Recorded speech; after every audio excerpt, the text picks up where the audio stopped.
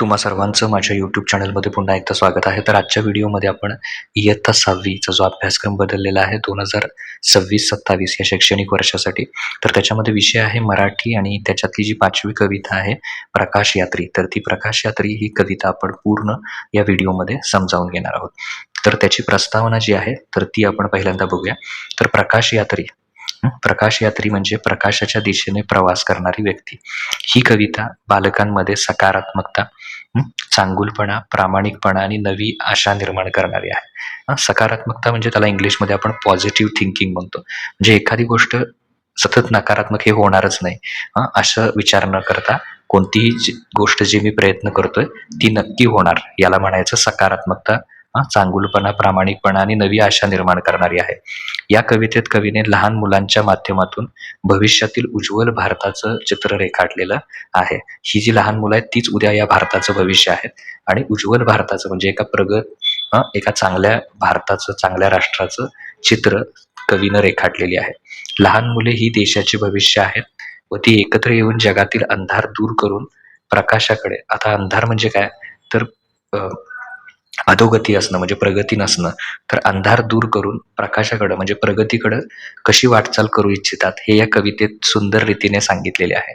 ही कविता गीतपुष्पांचा फुलोरा या त्यांच्या संकलित काव्यसंग्रहातून घेतलेली आहे. कवी परिचय, कवींच्या बद्दलची माहिती याच्यामध्ये आहे. याचे कवी आहेत कल्याण इनामदार, ज्यांचा जन्म आहे 1939 चा आणि मृत्यू आहे 2008. तर त्यांची ओळख काय आहे, ते मराठीतील प्रसिद्ध कवी आणि बालसाहित्यिक म्हणून ओळखले जातात. बालमनावर संस्कार करणाऱ्या अनेक कविता आणि कथा त्यांनी लिहिलेल्या आहेत. तर त्यांची बालगीत संग्रह कोणते कोणते आहेत तर धमाल गाणी, छमछम छडी, गाणारे गात, फुलपाखरांचे डोळे, तळ्यातला राजा, सशाभाऊ, टिपू नाना आणि मंडळी, मोरपंखी डोळे, देवाची लेकरे. इतर लेखन त्यांनी काय केलेलं आहे, गीता रचना, स्वरूप आणि विकास हे त्यांचं अभ्यासू पुस्तक सुद्धा प्रसिद्ध आहे. त्यांना पुरस्कार कुठले मिळाले तर त्यांना महाराष्ट्र साहित्य परिषदेचा बालकवी वाङ्मय पुरस्कार 2008 देऊन त्यांचा महाराष्ट्र सरकारतर्फे गौरव करण्यात आलेला आहे. तर कवितेचा एक एक अर्थ बघूया आता. पहिलं कडवं आहे, बालक आम्ही प्रकाश यात्री गगन चितारू नवे, फुलपाखरा परी आम्हाला पंख मोकळे हवे. तर त्याचा अर्थ काय आहे, आम्ही लहान मुले प्रकाशाच्या वाटेवर चालणारे यात्री किंवा प्रवासी आहोत. प्रकाशाच्या वाटेवर चालणारे म्हणजे प्रकाश म्हणजे तर आशादायी जी गोष्ट आहे, म्हणजे आयुष्यात काहीतरी नक्की करायचं आहे, अशा उद्देशानं प्रकाशाच्या वाटेवर चालणारे प्रवासी आहोत. आम्ही आमच्या कर्तृत्वाने या अथांग आकाशात एक नवीन आणि सुंदर जग किंवा भविष्य रेखाटू. आम्ही आमच्या स्वतःच्या कष्टानं, कर्तृत्वानं काय करू, हे जे आयुष्य आहे त्याला आकाश शब्द वापरलाय, तर त्याच्यात एक सुंदर जग काय करू, रेखाटू. जसे फुलपाखरांचे पंख मुक्त असतात, म्हणजे फुलपाखरं त्यांच्या पंखाने कुठेही उडू शकतात, तसेच आम्हालाही आमची स्वप्ने पूर्ण करण्यासाठी कोणतेही बंधन नसलेलं मोकळं स्वातंत्र्य हवं आहे बालकांना, अशा अर्थानं कवी लिहितोय. कळ्या कळ्यांचे गेंद होऊनी हसता हसता झुलू, रंग वेगळे तरीही एका फांदीवरती फुलू, धरेस सांगू आकाशाचे नाते हळवे हळवे. तर आम्ही सर्व मुले वेगवेगळ्या कळ्यांसारखे आहोत, ज्या एकत्र येऊन फुलांचा सुंदर चेंडू काय करतील, बनवतील.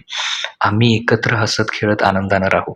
आमचे रंग, रूप, पार्श्वभूमी म्हणजे जिथून आम्ही आलोय तो भाग, पार्श्वभूमी वेगवेगळी असली, वेगवेगळ्या घरातले, वेगवेगळ्या समाजातले, जाती धर्माचे जरी आम्ही असलो, तरीही आम्ही या भारत मातेच्या एकाच फांदीवर एकत्र वाढू, फुलू, म्हणजे एकत्र राहू. एकतेचा संदेश दिलेला आहे. आमच्या या प्रेमाने आणि एकतेने आम्ही धरतीला म्हणजे पृथ्वीला आणि आकाशाला जोडणारे एक सुंदर हळूवार नाते तयार करू, असं इथं म्हटलेलं आहे.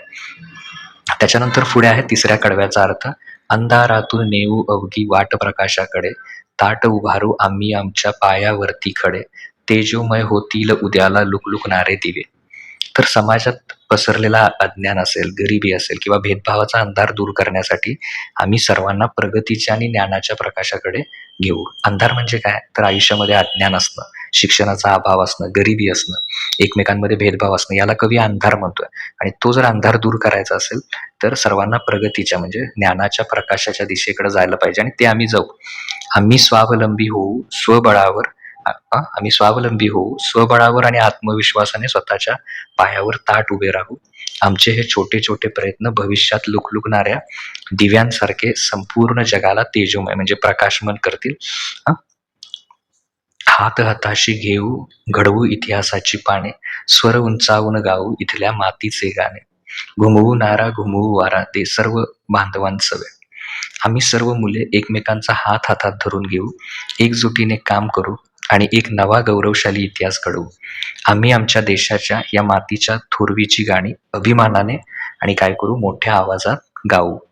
आमचा हा एकतेचा आणि प्रगतीचा नारा म्हणजे संदेश. नारा म्हणजे काय संदेश इथं वापरलाय घुमवू नारा. सर्व देशवासियांना बांधवांना सोबत घेऊन वाऱ्यासारखा संपूर्ण जगात पसरवू. जसा वारा सगळीकडे पसरतो तसा हा आमचा संदेश जो आहे तो देशाबरोबरच संपूर्ण जगात सुद्धा काय करू आम्ही पसरवू. तर अशा अर्थाची ही कविता आहे ज्याची चारही कडवे आपण इथं बघितलेली आहेत. तर पुढील व्हिडिओमध्ये आपण काय करूया त्याचा जो स्वाध्याय आहे तर तो आपण पुढच्या व्हिडिओमध्ये बघूया. थँक्यू.